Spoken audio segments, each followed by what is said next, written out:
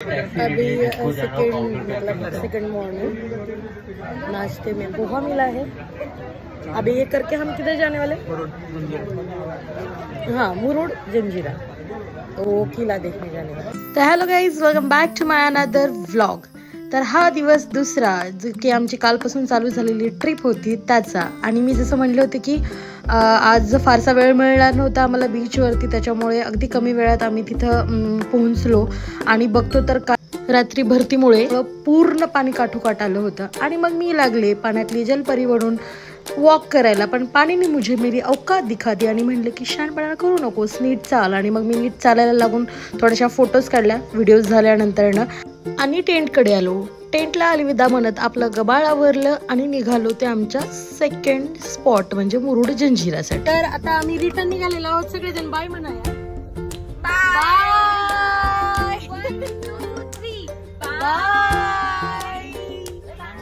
नुसते येडी चाळे। अरे ह्यांचं बाय, इकडं नाही ह्यांचं बाय। हा तुमचं बाय। से 1 2 3 मोयो मोयो रात का मोयो मोयो ते अशी स्टेप करून रात्रभर हेच चालू होतं। तर पूर्ण ट्रॅव्हल करून आता आम्ही रेवदंडा बीच वरून आम्ही आलेलो आहोत मुरुड जंजिरा किल्ला पाहायला, जो की पूर्ण मध्ये पाण्यामध्ये आहे। आता लेट्स सी कैसा असणार है, फर्स्ट टाइम आली। चलो देखते हैं। So we'll explore the Janjira today and we'll tell you how it feels. आणि असे काही होते तिकीट घर, तर किती मोठ्या लाईन नंतर आम्हाला हे तिकीट उपलब्ध झाले तुम्ही बघा। इतकी मोठी लाईन होती आणि एवढ्या दूर पासून प्रवास करून येऊन एवढी मोठी रांग आम्ही क्रॉस करून सगळ्यांना तिकीट्स घेतले। ग्रुप असल्यामुळं खरंच फार इझी जातं, आलटून पालटून थांबून मजाक मस्ती करत सगळ्यांनी मस्त जे काही आमचा प्रवास होता तो पार पाडला। आणि वेळ होती आता ती म्हणजे किल्ल्याकडे जाण्याची। तर हा ब्रिज होता, जो ब्रिज क्रॉस करून आम्हाला जायचं होतं। ह्या पूर्ण गव्हर्नमेंटने सोडलेल्या बोट्स होत्या, ठीक आहे, ज्याच्यातून प्रवास करून जो किल्ला होता तिकडं सोडलं जाणार होतं। जहाँ जाने के लिए कुछ टाइम था तो फिर से मैंने अपने कुछ अदाकारी अंदाजों से फोटोज निकाले, और जैसे ही बोट आई मुझे समझ में आया, मैं भागते दौड़ते अपनी जगह पकड़ने चली गई। पोज द्यायला कुठं मागं पुढं नसते आपली, दिले पोज। घाबरत घाबरत बसलो आम्ही बोट मध्ये, ही पूर्ण आमची टीम। खाली उतरायचा, आपका फर्स्ट फ्लोर में जाएगा, देखो विंडो में अंधेरा नजर आता है जिसमें सिपाही सैनिक बैठा रहने का वॉच। आणि हा जहाजवाला आम्हाला सांगत होता कसं जायचं कसं यायचं किंवा काय आहे काय नाही पूर्ण माहिती। आणि ए देखो भाई साहब, व्यू पूरा पानी है और उसके बीचों बीच ये जंजीरा किला बना हुआ है। Too good to see. छोट्याशा दिमागात किती गोष्टी साचवून ठेवणार, त्यामुळे नो विसरता फोटो काढणे is compulsory. This is the entrance view of Janjira किल्ला। इथे 550 लोकांची वस्ती होती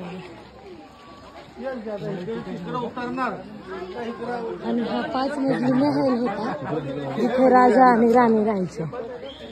ही माहिती तर त्या जहाजवाल्यांना सांगितली होती, त्या बेसिसवर मी सांगत आहे, पण खरंच खूप अप्रतिम नजारा होता।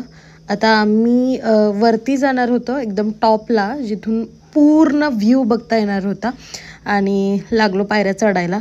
दम देतेत का होईना, दमादमानं का होईना, पण अख्खा किल्ला बघणार हे ठरवलेलं होतं आणि त्यानुसारच आम्ही सर्वजण वरती गेलो। आणि हा होता टॉपचा नजारा, तुम्ही बघू शकतात किती अप्रतिम नजारा दिसत आहे। खरं तर किल्ल्याबद्दल थोडीफार माहिती जी काही मला मिळाली आणि त्याच्यानंतर मी आवडीनं जी मिळवली, त्याच्यामध्ये हा 16व्या शतकातील सिद्धी लोकांनी बांधलेला किल्ला आहे। या किल्ल्याला अजय किल्ला म्हणून पण ओळखला जातो। त्याचं कारण असं की आजपर्यंत कोणत्याच राजाने हा किल्ला जिंकू शकला नाही म्हणून. ना मराठे, पोर्तुगीज, डच, इंग्रज म्हणजे कोणालाच हा किल्ला जिंकता आला नाही. आणि खूप खूप प्रचंड अशा जागेमध्ये हा मोठा किल्ला बांधण्यात आलेला आहे. याला 19 प्रवेशद्वार आहेत म्हणे आणि 3 गुप्तद्वार आहेत जे बाहेर पडण्यासाठी आहेत.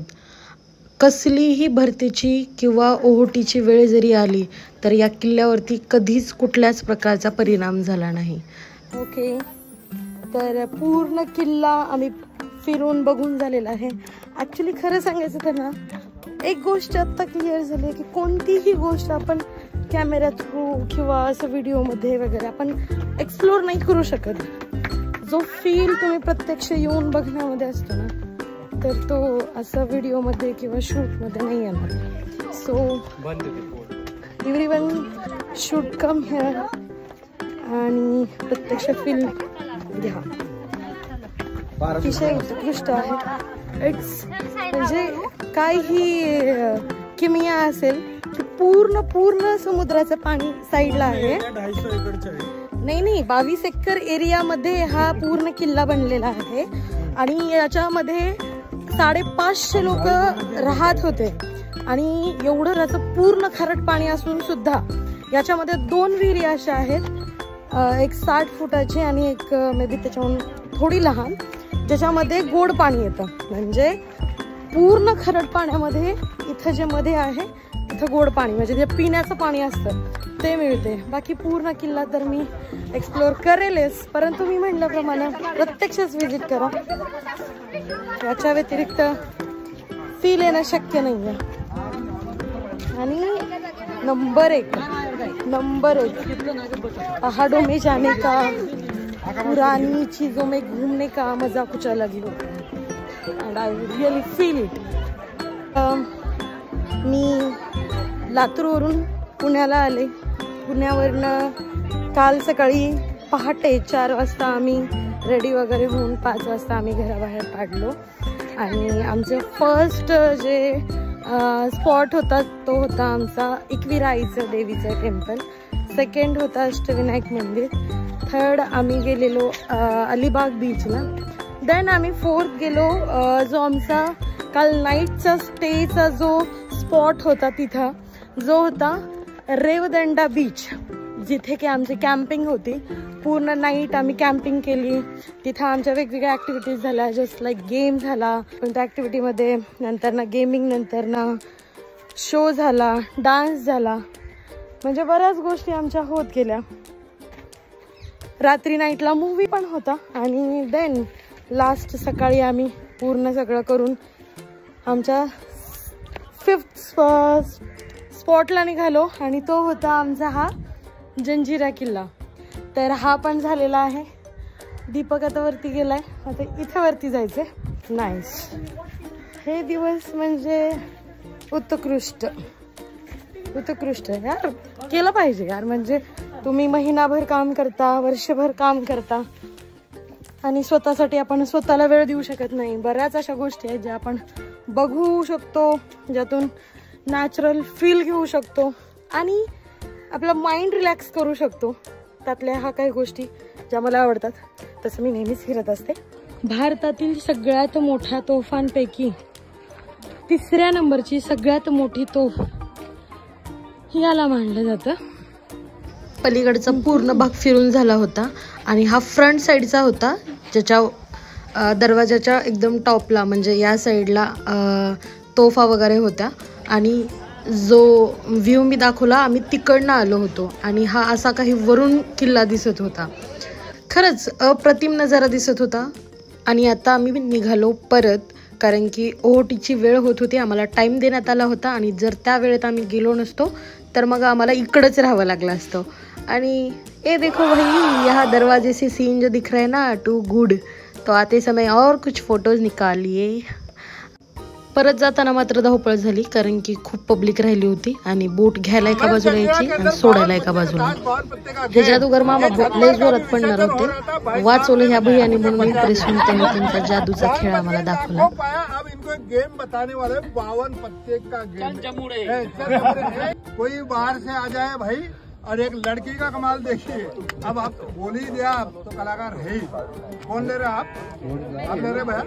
तुम को लड़की दूसरे को पीस नहीं दो भैया,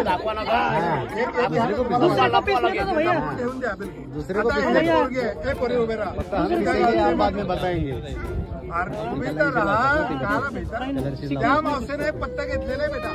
ओम राम रिम रिम बम फट बोले चल मर को भगवान की कसम अंदर से जो है 2 मिनट के लिए तैयार हो जा। बांधू बांधू का नगर बांधू बोले दुश्मन के आग बांधू बोले आग के कमान बांधू जाबे जा उत्तर जा लगी नजर सो वाचा चिकबरी हनुमान के लक्ष्मण बरोबर नाथ क्या माईच्या डोळ्यात बघायचं आहे तुला कोणता पत्ता दिसतोय सांग। नाव आहे म्हणजे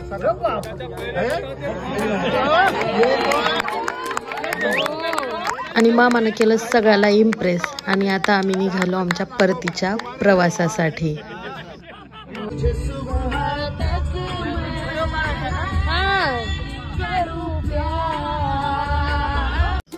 सगळ्या गोष्टी तर चालूच होत्या, चुटुक पुटुक खाणं पण चालू होतं, पण आता वेळ झाली होती, लेट पण झाला होता, त्यामुळे आम्ही जेवणासाठी थांबलो। फर्स्ट क्लास जेवण केलो। भैया गाडीत काय गाणी वाजू देत नव्हते, त्यामुळे आभार प्रदर्शन मानताना त्यांना हे नक्की मेन्शन केलं। Thank you for safe journey. नंतर जर आम्हाला काही लागलं तर आम्ही तुम्हाला कॉल करू, रिस्पॉन्स द्या आणि गाणे आम्हाला मागे पण ऐकू येतील असं सेटिंग ठेवा। सगळ्यात महत्वाची गोष्ट। Bye bye. असं काही झालं शेवट। तर तुम्हाला हा व्लॉग कसा वाटला कमेंट करून नक्की सांगा, लाईक करा। तोपर्यंत बाय।